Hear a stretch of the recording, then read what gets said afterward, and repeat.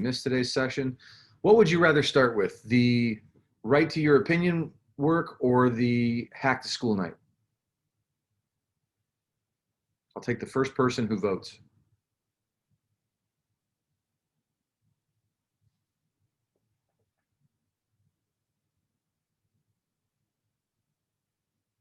Your enthusiasm and persuasiveness is overwhelming. Does anyone have a preference? Hack to School night or the Write to Your Opinion? Hack to School night. Okay, you're on. So today's post, oh, and by the way, thanks to Huve, who pointed out that August 27th didn't post. It gave me two opportunities. One, it gave me the opportunity to make sure that I posted it and that everybody could see it, but it also gave me the opportunity really to honor the fact that not everything's perfect and I need help too. So let's go to Hack to School night. What I'm going to ask you for today is to answer the 5 questions for Hack to School night on your blog. And I want to make sure that we all understand how this works. So I'm going to go to the post itself. The questions are at the bottom of this post, the Hack to School post, and there's no way to get them wrong.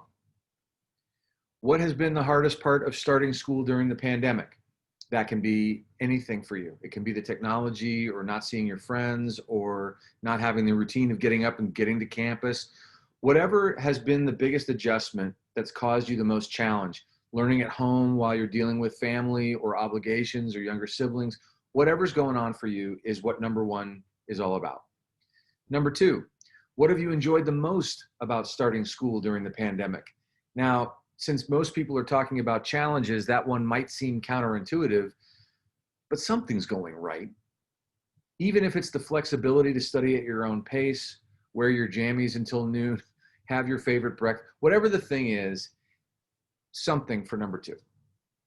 Number 3, what are your goals in the course this year? What do you want to learn or get better at? Some of you answered that with your comment on the Will This Blog See Tomorrow post. It's okay to go with that answer. You don't need to recreate anything for this. I'm just genuinely curious for you to be able to share with your parent or guardian or sibling, whoever's on your support team, what it is that you really want for yourself through this experience. Number 4, what's one habit that you can start, stop, or continue to improve your success?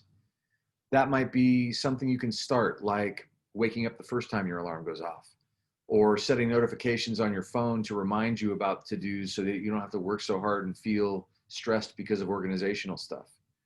What's something that you can stop? Procrastination is a classic example. So that's about your habits. And then lastly, number 5, what grade do you expect to earn on the semester report card? If you have an A in the back of your mind and that's where you're headed, it can guide your decisions and make things a little bit more bearable during the course of a semester if you have that goal in mind and you're working to get there. If you tell your people that you want a D-, that's an opportunity to ask, why are you pointing at that level? So let me pause and ask if anyone needs any clarification or explanation of these questions. Is there anything I can answer for you right now? Does it necessarily have to be a video? Can it be just like writing it down? Well, here's the way we're going to do this. It's a great question that you just asked. And I can't see my screen. Who's asking me? Fatima. Oh, thank you, Fatima. So the first step for today is going to be exactly that. It's just writing them down. Now that's between you and you. But the reason that you're writing them down, after all, we talked about back to school night, is to share your learning experience with someone who cares about you and someone that you care about. I hope they're the same person. So to do that, this is the first step. The second step is going to be taking these questions and giving them to somebody else and saying, hey, ask me these questions, because you've already prepared the answers. Now, when you do that, the third part is, well, how am I going to know about the conversation? You're not going to remember it word for word. So learning to embed a video on your blog doesn't necessarily mean that you have to be like full frontal in the face. You can do it from the side or at an angle if someone doesn't feel comfortable entirely being on camera. That's fine with me. But at the same time, it's also good to know how to embed a video on your blog. And what's really cool is having the recording of this conversation so that when we come back to it at the end of the semester or at the end of the year, we can see, like, how are you doing with your goal? How are you doing with that grade that you envision for yourself? How are you doing with your habits? And in that way, it's not a teacher or a parent lecturing a kid. It's the kid being the champion of their own process and benchmarking this in a way that's meaningful. Does that answer your question? Yes. Okay. So for today, all you got to worry about is answering the questions. Should take you maybe 10, 15 minutes tops. Now, let's go back to today's agenda. Before I go on with that, does anybody else have questions about Hack to School Night or what I'm asking you to do for today? Are we answering the questions on our blog? Yes. So if you look at number 3, this says, title, I have the answers. And I even gave you a suggested first sentence. I know exactly what to tell my support team about my learning. And this way, it'll get you clear on what you want to say when they do have that conversation with you. While I'm thinking about it, you also don't need to memorize your answers. You can have your notes in front of you if it's on your phone on the blog or wherever, so that when they're asking you the questions, you don't have to do all of it from memory. Does that help? Yeah. Okay. Great questions, you guys. Anything else on Hack to School Night? Okay. Like I said, I'm going to put up a post today, probably tomorrow, about videos. And I don't have a particular preference which platform or technology you use to post your video. If you prefer YouTube or something that's native on your phone, or TikTok or Flipgrid, or if you want suggestions, or if you have something different that you like to use that we may not even know about, that can be a super cool conversation. So I'm going to put up a post that talks a little bit about strategies with those 3, but then also invites people to contribute their own, because you may have a better idea, and that would be really cool to know about. Okay? So that leads me to this post that I put up this morning called Do or Do Not. There is no essay. When I say the word essay, it's a sad thing. It's almost tragic. Like, I watch the physical reaction, and because I can't see your faces, I'm only going to make a guess, and please tell me if I'm wrong. But so many students really seem to experience like actual pain around the memory of writing an essay. This is what happened when I asked students last year in my junior classes what word they thought of. I asked them, I said, I'm going to say a word. The word is essay. What's the first word that pops into your mind? Look at some of the things that they said. Stressful, boring. Caleb, why don't you read this list? Stressful, boring, failure, pointless, useless, thinking, annoying, trash, waste of time, procrastination, frustrating, irrelevant, wonderful, process, time consuming. Oof. Natalia, why don't you read the next list? Pressure, stress, fear, depression, shaking, sweaty palms, confused, trouble thinking, OMG, time consuming, boring, irritated, wanna go home. Alfredo, why don't you take this list? Work, stress, depression, annoying, breakdown, waste of time, anger, struggle, late, procrastination, all-nighter, dropout, crying, overwhelming, helplessness, last minute, confusing, hateful, resented, forgotten, tiring. And Stephanie, how about the last one? My goodness. Sucks, boring, stressful, tiring, long writing, anger, cry, overwhelmed, dropout, procrastination, Uh-huh. waste of time. Do we really need it? Mental breakdown, BS. Yeah, you just said BS and I'm recording this.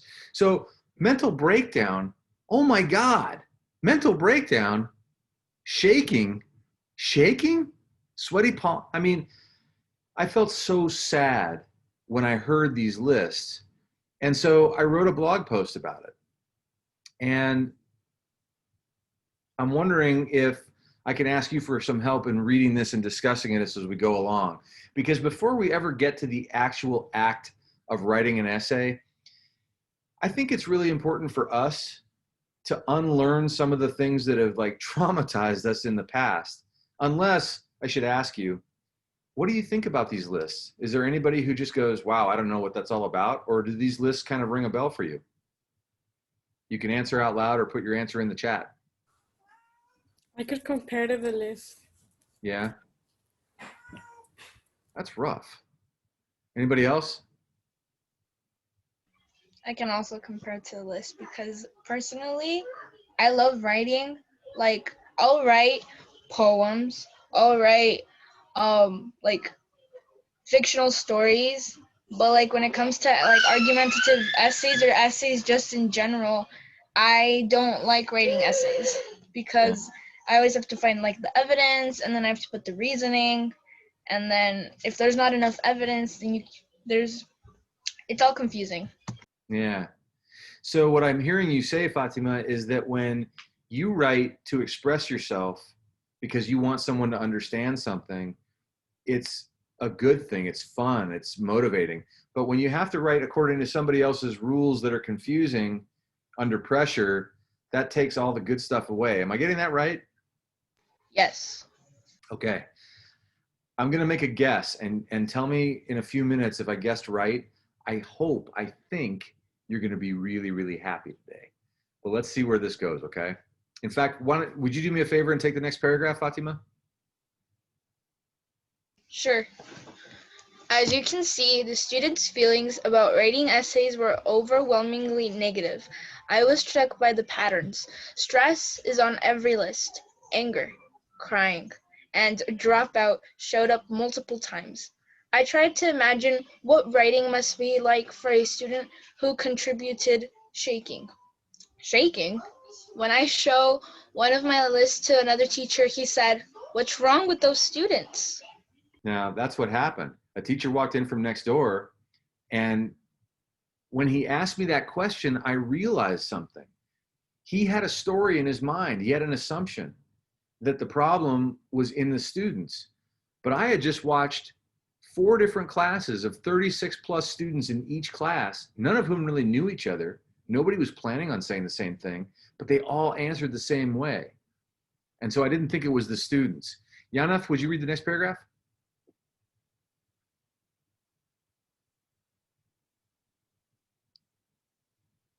Uh-oh. Yanath, can you hear me? Oh, me? Okay. Yeah, would you? Yeah, thanks. Oh, sorry. That's okay. It was a loaded question. Apart from the usual arguments about how adults stereotype those lazy, complaining teenagers, or how teachers often rush to defend a system that rewarded them with degrees and jobs, but doesn't work the same for today's students. The question is really a symptom of our culture. There is definitely something wrong here, but why assume it's the students, especially when 4 different classes of 36 plus students answered in the exact same ways? Yeah, so in our culture, and I'm talking about American culture, right? So it's inclusive of Mexican, Central American, white, black, Asian. It seems like in America, anybody who points out a problem takes a risk that somehow, because they said it, that they're going to be called the problem. I mean, a lot of times we blame the victim. If somebody gets something stolen from them at school, part of us goes, oh, that's terrible. Stealing is bad and wrong. But you know how it goes. It seems like there's always somebody who's around saying, yeah, but you should have locked it up better, huh? So what I wrote here was that an employee who points out a legitimate issue at work can be targeted for having a bad attitude. Even victims of rape and violence are forced to endure ridiculous questions, totally inappropriate questions, and sometimes even direct accusations, as if they had anything at all to do with the horrible thing that was done to them. So what I wrote was, no wonder people are so often reluctant to come forward. Now, this is why I operate a little bit differently than other teachers, for a very simple reason. And not all teachers. I mean, some teachers do the same thing that I do, and I love to hear these stories. But I offer gratitude in these moments because I realize that for students to step up and be honest about their feelings, especially in a classroom in front of everybody else, is tricky. It's a risk. People feel vulnerable. So the first thing I did was I thanked them. I wanted to acknowledge the trust and the courage it took for them to speak up. Nobody likes to admit that something is this awful, especially when they've been told over and over to get over it because it shouldn't be a big deal. You know, it's a school assignment. You're not like, you know, everybody else, so get over it. Well, I'm really grateful to be working with human beings. I care about you. Now, that doesn't mean that I'm going to give up and give in. If you do a crap job, I'm going to tell you. That's important. That's part of being honest. But it's really important to me to be people first. And that's why I wanted to understand more about what caused all of these reactions. So let's see here. Who haven't I heard from yet? Hey, Stephanie, would you be willing to read this paragraph and the bullets? Yeah. My second response was to ask the students if, when they thought of the word essay, they were describing an experience that involved hard to understand instructions to write a long thing about a harder to understand text or idea in a too short time frame to be returned with scrawled comments like need clear thesis and fix your conclusion, and a letter grade which made them feel badly, so they crumbled up the paper and eventually lost it wherever things go after they escape the bottom of the backpack. Now, I had a lot of fun just now, Stephanie. I don't know if you noticed, but I was like playing with the cursor while you were reading. Yeah. I don't get to do that every day in the classroom. That's kind of cool. But did you notice halfway through that the way that you were reading it changed because you realized that even though they were bullet points, they kind of went together? Did you feel that? Yeah. Well, that's the way I wrote it on purpose. It's almost like I made it like a goofy memo poem in a way. Do you remember doing that with your essays and your other assignments? Yeah, I just like showed in my backpack and I just cry inside. Totally. And just pray to God, I'm like, please, I don't want another essay. Oh, and yet by us having this conversation, I just got, even though you're a white name on a, not a white person, but like a white font name on a black background right now, I feel like I just got to know you a little better. And a lot of us have had the same kinds of experiences. But think about, you put all that work into that assignment and you try to get it right, and then it just wound up a crumpled piece of garbage at the bottom of the backpack that nobody else ever saw. This year is going to be different for us. In fact, in a way, if you think about this conversation, it already is. Because now, for the first time, we're exploring what it means to be understood in the world. And to do that effectively, we need to communicate. I need to communicate as a teacher, but as a person also. And when you write, if I'm just making a grade on it and scrawling a comment, I'm not doing you any favors. So, like a lot of people at this point in the conversation, last year's students, I wrote about this, all of a sudden their body language changed. And I'm so grateful that you shared your experience, Stephanie, because since I can't see you, I'm depending on your words. So in a way, you're writing an essay with your voice when you say those things. But the students in the room last year, I mean, you could see their body language. For the first time, some of them smiled and they were nodding and like looking at their friends like, all right, yeah. And the expressions on their faces were open. Their eyes were wide. There was an energy in the room. Suddenly you couldn't help but realize that is so much more that there, I've missed, look at this. I just found a typo. That there is, it should have been, so much more to these young people than they usually show in class. You could tell they were surprised to hear their lived experience described so plainly and accurately by a teacher. One student even said, "Thank you for offering us some understanding." Hey, Carlos, will you take on this next paragraph?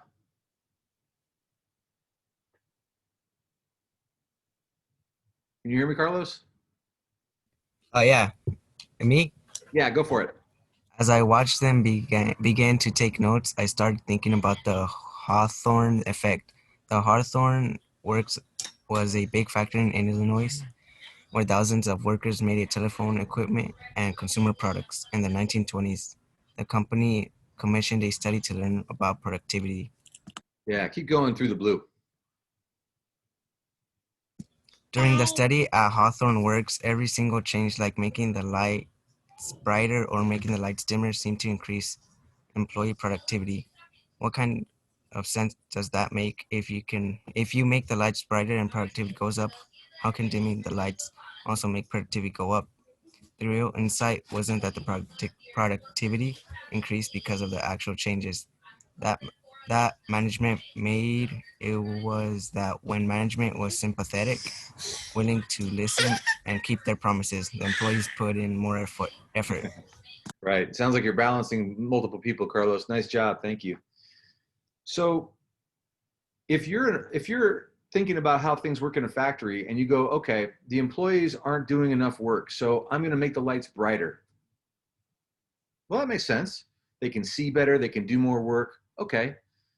But then they made the lights dimmer and the employees also worked harder.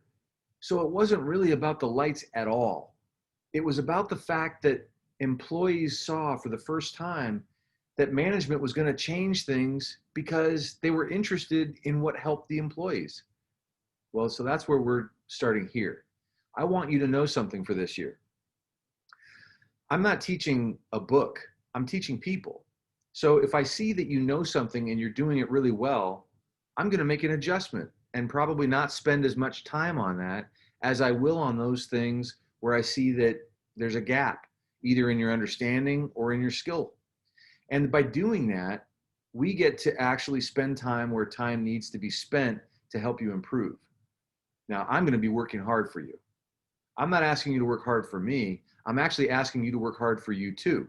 Because sometimes what happens is, if I look at somebody's blog post or somebody's journal, sometimes I can't really tell the difference between a person who has challenges in understanding the information and a person who didn't try very hard or spend a lot of time on it.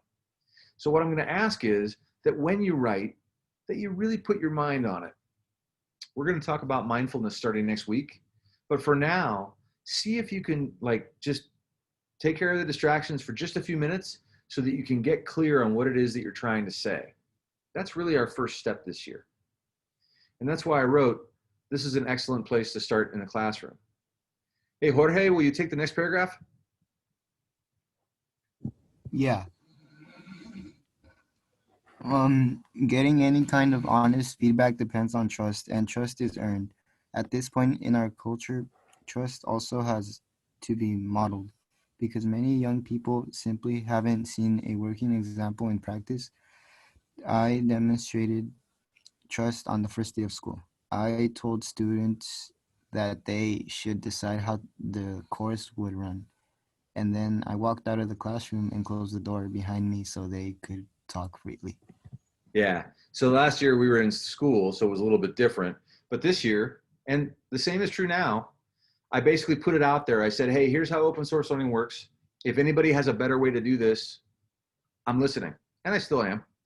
But now you've actually gotten to know me for a few weeks. And I hope that you've been paying attention, because even when Juve shared with me that August 27th on the course blog didn't publish the way I thought it had. In fact, I don't know if you saw this, but I want to make sure that you do. Did you guys catch? Oh, where did it go? Don't tell me it's gone again. Oh, it's going to be the cruelest thing ever if it's gone. Where did I put it? Oh, here it is. So here's an example. August 27th didn't publish when I thought it did. I had some kind of a glitch. And so Juve said, hey, you know what? There's a journal for August 27th, but there's no post. And I went, what? And he was right. So at every opportunity, when someone points out that I make a mistake, in class, I actually get two chances. One chance is to make something better because I made a mistake. But the other chance is to show you that I'm not afraid of that. We've all had teachers and parents and people in our lives, bosses, whoever, politicians, presidents, who make a mistake or get something wrong, and then don't admit it. Now, personally, my value system has a really hard time with that. I don't do well with that at all. And so I like to make sure that I model what it looks like to go, yeah, I'm human too. And you know how often I ask you guys if you need help? Well, I'm like that. And I'll ask you about 4,097 times probably before the end of the semester, because I want to make sure if there's anybody who's feeling shy or reluctant about getting help, that you know you can come to me, whether it's by email or scheduling a meeting or Savage love. breaking out on Zoom. So in the meantime, there are some reasons why students trust me when I ask an open-ended question. Now, I want to scroll down a little bit because I want to get to Montaigne. Montaigne was a guy who lived around the time that Shakespeare was alive. In fact, I think he was around when Shakespeare was like 8 years old. And he did something that nobody had ever done before. He wrote about his own thoughts. And you can read this on your own. I'm not going to go through this part word for word. But the basic idea is that for the very first time, instead of writing religious texts or government texts, here was a person who was just trying to capture his own thoughts and feelings on paper. Now, he happened to be French. Does anyone take French in here or know what the word for try in French is? I'll give you an A on the essay right now, even before you write it, if you can tell me what the word is.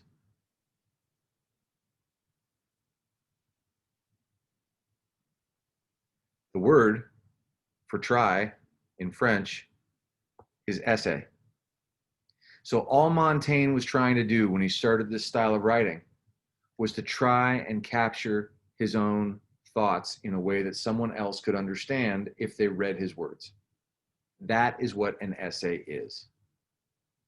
So the rest of this has to do with the students' response to that. And what I'm going to ask you is to think about Yoda. This is the script from Empire Strikes Back. Luke is like, I can't do this when he's trying to lift the rocks with his mind. And Yoda says, no, this is no different than anything else. It's only in your head. You must unlearn what you have learned. And in our case, we've got to unlearn that 5-paragraph damage that you guys have been through in school. For us, essay means to try, in the same way that argument is a search for truth. Okay, we're going to use these words in very specific ways this year for really specific reasons. And the next thing that Yoda says is really important. This is a cliche, right? Try, do or do not. There is no try. Montaigne didn't try to write. He wrote 107 essays in all. He didn't sit there and think, well, this time I'll do it different and I'll try harder. He just wrote.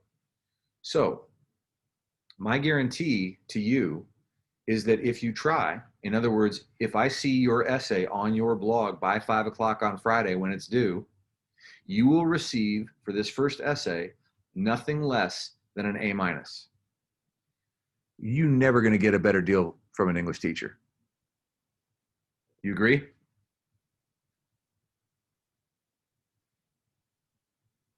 Boy, it's quiet. So with that in mind, let's come back to the agenda, because you have a first step on the list of things to do for today. First, I'm asking for a comment to the post so that you spend a little bit more time with it, because I didn't read the whole thing word for word. Take a look at that and comment with your reaction. The second thing I'm going to ask you to do is to create an outline for your essay and begin a first draft in response to this prompt. How can arguing and giving up any right to our own opinion save our lives, improve our country, and secure the future for the next generation? Now that sounds like an awfully big topic, but really when you think about it, how did we define argument? Azalea? Or Azalea, I'm sorry, I mispronounced your name. How do we define argument? You can define it by two people just talking about two different topics. Okay, I'll give you a hint. Remember, we talked about it as a search for something. It was a search for what? It could be a search for, I'm not really sure. Truth. To be honest. Okay. Hey, by the way, remind me, was it you that I was talking with about the story time for families? I don't think it was me. Okay. I was talking to somebody with a younger sister named Karen, and I can't remember who the older sister was. Sorry for that. So arguing is a search for truth. How can searching for the truth and giving up the right to our own opinion save our lives, improve our country, and secure the future? Well, if I'm just thinking out loud, I'm thinking, well, searching for the truth is always a good thing. That's always going to improve my life, and I can think of a dozen ways off the top of my head that that could be true. It's going to improve our country because people will get along better and make better decisions about everything from healthcare to education to pollution. And pollution makes me think about the next generation and the future. And you see how this can start to evolve into a topic? But that's if we argue. That's if we search for the truth. The minute we say, oh, no, you're entitled to your opinion, or I'm entitled to mine, we stop the search for truth. So giving up the right to our opinion isn't giving up the same thing as actually giving up our opinions. Our opinions are important. But when we give up the right, if you remember, and there's links to both the video of the right to your opinion and also the essay, the original essay on the page, if I have a right, that means I'm entitled and somebody else is actually responsible and obligated for honoring that. And remember how we talked about stepping off the curb the wrong way in England? We're not obligated to agree just because somebody else says the sky is green and they say I'm entitled to my opinion. So for today, your job is this. Make sure that you're up to date on your journals. Post your answers to the Hack to School Night questions on your blog. The video will be due by Tuesday. I'll put some stuff up on the blog in between now and then. Your essay's due on Friday. That's it for the week. Apart from the daily journals, I'm not going to be assigning anything else day to day, but I want to make sure in the time that we've got left, if you have questions, that I answer them, and if you need help, that I can give it. So does anybody have any comments or questions about anything we've covered today? So for the Hack to School Night, you want us to write down our answers and record a video? Yeah, so the first step, by writing down your answers, you're actually preparing for the conversation. So that when you write down the answers, you'll have them in front of you. And that way, when your parents or whoever asks you the questions, you're ready. Okay, because I thought that you just had to like either choose one or two of the options, and I was kind of confused with it. Oh, yeah. Thanks for asking then, because I meant for it to be a first step and then a second step. Okay. Thank you. Good question. Anybody else have any questions? Stephanie? No, I don't think so. I think that's just it. Okay. Well, if there aren't any other questions, I will stay on the Zoom call for a little while longer while you start your work. If you want to sign off, you're welcome to sign off. If you want to stay on, I'll be on for another, what do we have here?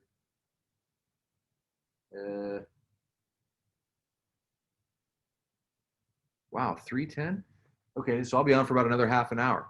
If you'd like to stay on with me, you're welcome to, and I'm going to go ahead and stop the recording just so that people don't have to watch us sit in silence and work.